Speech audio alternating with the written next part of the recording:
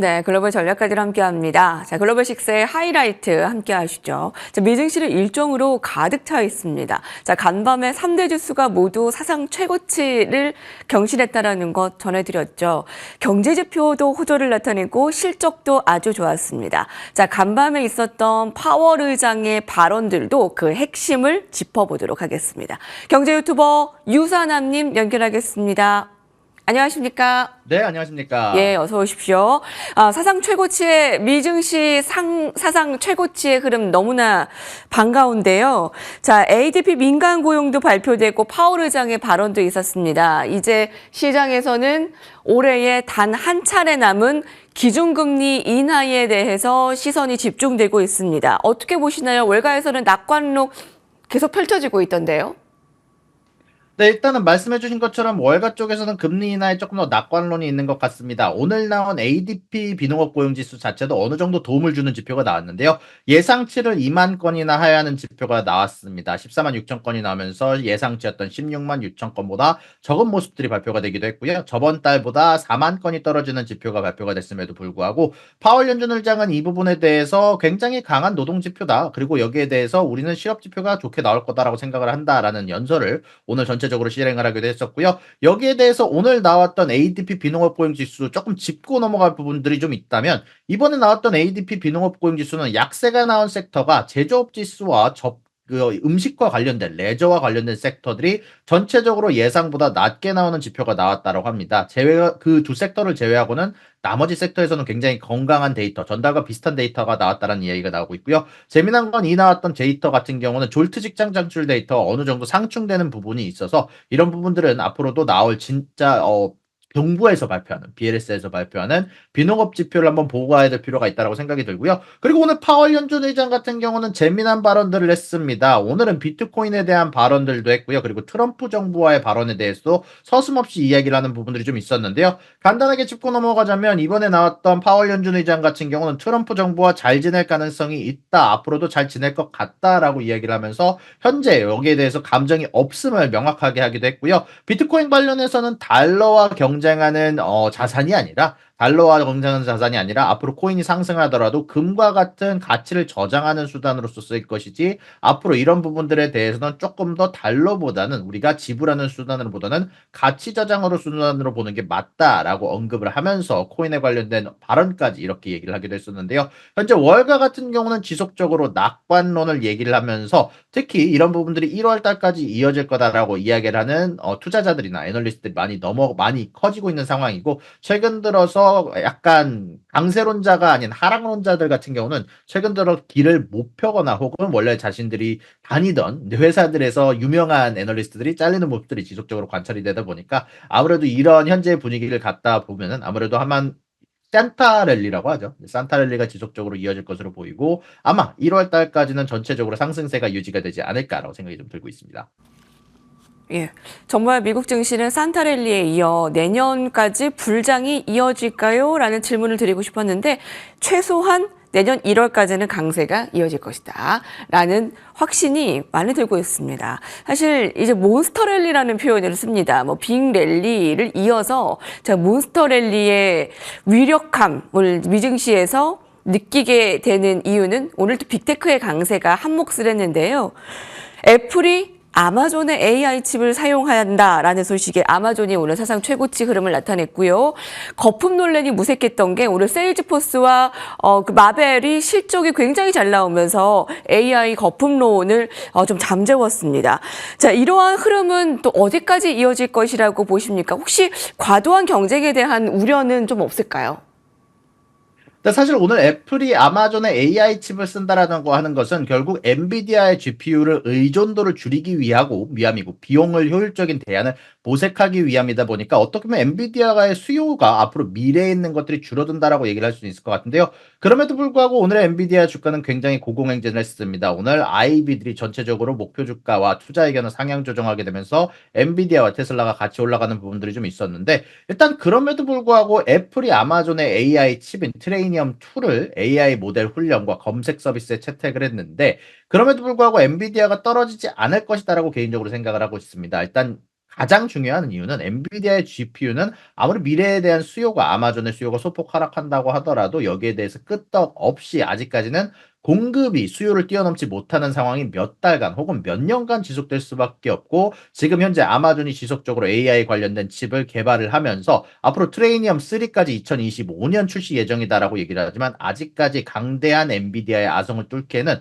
어려움이 분명히 있다라고 생각을 합니다. 현재 기존 엔비디아 GPU의 대안으로 아마존의 트레이니엄 혹은 구글 TPU 등이 주목을 받고 있기는 하지만 현재 이 기업들이 지속적으로 엔비디아를 따라잡기에는 거의 격차가 1, 2년간 벌어져 있다라는 평가가 있다 보니까 이런 부분들 관련해서 지금 당장 엔비디아의 칩을 구할 수 없는 기업들이 혹은 엔비디아의 의존도를 너무 강하게 가져가고 싶지 않은 기업들이 다른 칩들을 선택할 수 있으나 아마 일단 가장 우선순위는 앞으로도 엔비디아가 당분간은 단기간 동안은 지속적으로 엔비디아의 칩이 될 예정이다라고 얘기를 할 수 있을 것 같고요. 그리고 세일즈포스 같은 경우는 사실 제가 실적을 봤는데요. 사실 잘 나왔다라고만 얘기를 할 수는 없을 것 같습니다. 그럼에도 불구하고 우선순위에서 보통 매출이 EPS보다 우선시가 되기 때문에 오늘 주가가 크게 상승하고 있는데요. 자, 일단 세일즈포스 같은 경우는요. 매출이 예상치를 상회를 했고요. EPS가 예상치를 하회를 했습니다. 가이던스에서도 똑같은 움직임이 나왔는데 다시 말씀드리지만 이제 세일즈포스 같은 경우는 여전히 커다란 성장을 하고 있는 기업이다 보니까 지금 당장 얼마나 수익을 내는가보다는 매출에 조금 더 집중하는 경향이 있다 보니까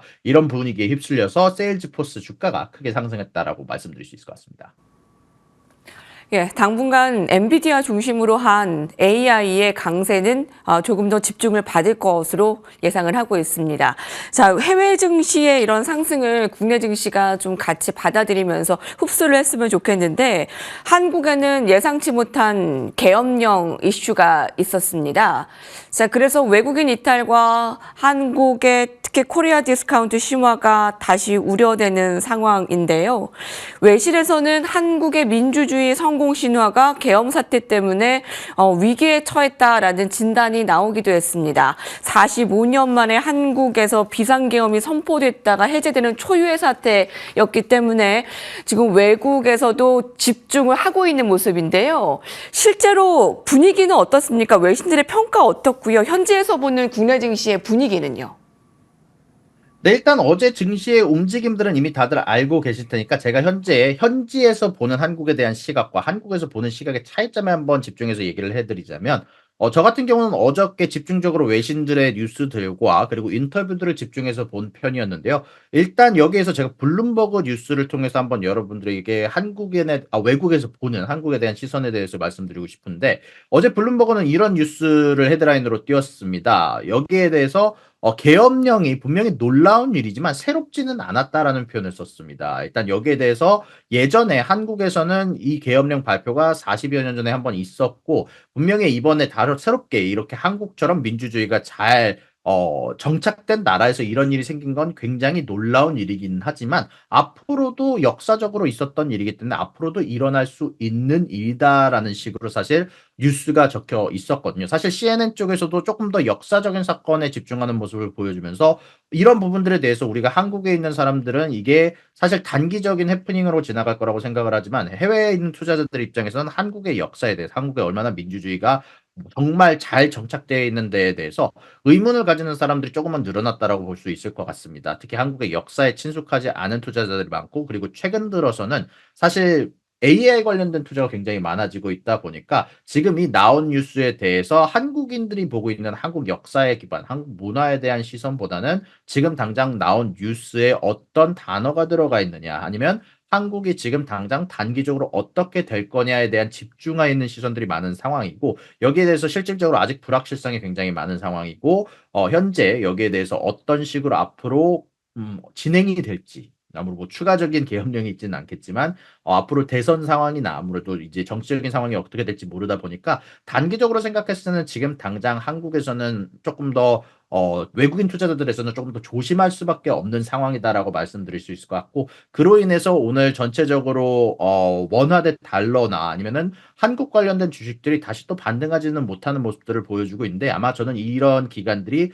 단기간적으로는 조금 더 뭐 길게는 한두 달간은 조금 더 유지될 수 있다라고 생각이 들고 여기에 대해서 가장 간단하게 볼 수 있는 예제가 있습니다. 바로 프랑스 같은 경우 현재 내각이 흔들리고 있고 그로 인해서 프랑스의 주식들이나 채권 가격들이 굉장히 크게 흔들리고 있는데 아마 이런 부분들이 한국에서 불확실성이 사라지기 전까지 외국인 투자자들 사이에서 불안감이 사라지기 전까지는 아마 비슷하게 유지될 가능성이 높다라고 생각이 좀 듭니다. 네. 지금 그래프로 나가고 있지만 환율에 대해서 여쭤보겠습니다. 계엄령 해제에도 불구하고 환율이 계속 변동성을 나타내면서 좀 진정 어떻게 좀 받아들이면 될까라는 좀 궁금증이 있는데요. 어떻게 예상하십니까? 일단은 말씀드렸던 것처럼 단기간 안에 바로 계엄령 이전까지 복구하는 건 좀 어렵다라고 생각이 좀 들고요. 현재 기준으로도 미국 쪽에서 미국과 한국 사이에서 금리 차가 좀 있는 상황이고 여기에서 미국 같은 경우는 현재 미국 우선주의를 실행할 것으로 예상되는 트럼프가 다음 당선인으로 예정이 되어 있는 상황이라서 그런 가운데 안에서 한국이 가지고 있는 외국인 투자자가 보는 시선에서 가지고 있는 불안감과 같이 넣어서 생각을 해봤을 때 단기간 안에 예전만큼 돌아가기는 어렵다라고 생각이 들고요. 그럼에도 불구하고 개인적으로 생각을 했을 때는 1,500원까지 이제 오르기에는 조금 더 무리인 부분들이라 있다라고 생각이 들어서 아마 지금 가격 언저리에서 아마 한 달간 정도는 조금 더 불안감이 가라앉을 때까지는 조금 더 기다렸다가 그러고 난 이후에 다시 또 이제 원화 가치가 상승하지 않을까라고 생각이 좀 들고요. 다만 여기 관련해서 조금 더 재미나게 생각할 부분은 있습니다. 원화 가치가 이렇게 단기간 동안 떨어져 있는 동안 어떻게 보면은 달러의 값어치가 높은 동안은 여러분들이 미국에 있는 주식을 팔았을 때 여러분들이 훨씬 더 이득을 볼 수 있는 구간들이 높아져 간다는 뜻이거든요. 당분간은 원화를 달러로 전환하는 것보다 어떻게 보면 여러분들이 이제 수익을 낼 수 있는 것들을 생각을 해 보셔서 달러를 원화로 전환하는 것도 여러분들이 한번 생각해 볼 수 있는 투자의 방식 중 하나라고 개인적으로 생각을 하고 있습니다. 네, 외환 시장의 변동성 한 달 안에 좀 계속 집중해서 좀 봐야 되겠습니다. 마지막으로 이제 전략 세워볼 텐데요. 유사남님께서 보는 오늘의 종목 그리고 내일의 종목 저희가 딱 한눈에 볼 수 있게 좀 준비를 해주셨다라고 들었습니다. 전략과 함께 소개해 주시죠. 네, 일단 오늘의 주식 같은 경우는 이미 말씀드렸던 것처럼 세일즈포스의 어닝 발표에 따라서 굉장히 많은 주식들이 움직였고요. 세일즈포스와 관련된 종목들이 전체적으로 크게 오르는 모습들이 나왔습니다. 소프트웨어 어플리케이션 쪽에서 모든 주식들이 동반 상승하는 모습들이 보였고요. 그래서 오늘의 주식은 세일즈포스를 개인적으로 골랐고요. 그리고 내일의 주식은 제가 엑손모빌을 골랐는데요. 내일은 오펙 회의가 예정이 되어 있는 날입니다. 사실 5일 같은 경우는 지속적으로 하방 압력을 받고 있는 상황에서 지금 내일 기준으로 발표될 오펙 회의의 내용을 통해서 추가적으로 단기간 동안 아마 내일 하루 반짝 동안 움직일 가능성이 좀 높다라고 생각을 하거든요. 이제 내일 발표될 것으로 예정이 되는 것 중에 하나가 감산을 1월까지 연장을 하겠다라는 게 대부분들의 사람들의 예상인 상황에서 혹시라도 만약에 이 감산 연장을 하지 않는다면 유가가 추가적으로 급락하는 사태가 올 거고 감산 소식이 나온다면 지금보다 소폭 상승하는 움직임이 나올 텐데 그 소식에 맞춰서 상승한다면 유가가 상승하게 된다면 엑손모빌을 포함한 오일 관련주들이 상승할 것이고 만약에 그게 아니라면 이제 소폭 하락할 가능성이 높다 보니까 이런 움직임에 맞춰서 내일 나오는 소식 보시고 투자하시면 좋을 것 같습니다. 예, 오늘의 종목은 실적 호주의 세일즈포스고요. 내일의 종목은 오펙 회의를 좀 집중해서 보는 엑손모빌입니다. 자, 미증시에 대한 전반적인 전략도 한마디를 주신다면요.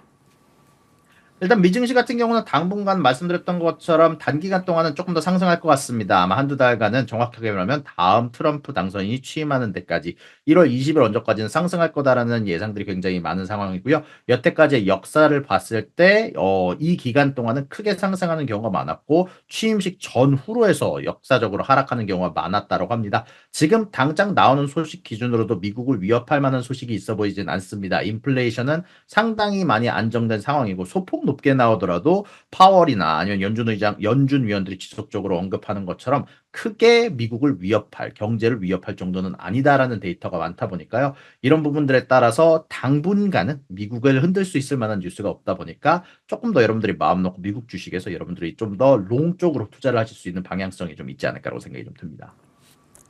네, 경제 유튜버 유사남님 함께했습니다. 오늘 말씀 감사합니다. 수고하셨습니다. 네, 미증시에는 위협적인 소식은 없습니다. 일단은 최소한의 미국 트럼프 취임까지는 괜찮고 1월 20일 가서쯤 생각하면 되겠네요. 자, 오늘 국내 증시에서도 최고의 또 수익 거둘 수 있는 또 현명한 하루 되시기 바랍니다. 감사합니다.